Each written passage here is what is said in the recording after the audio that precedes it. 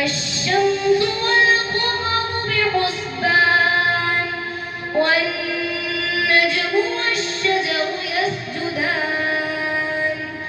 والسماء رفعها ووضع الميزان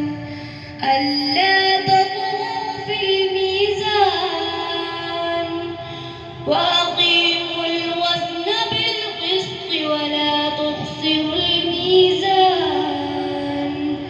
والأرض وضعها للأنام فيها فاكهة والنخل ذات الأكمام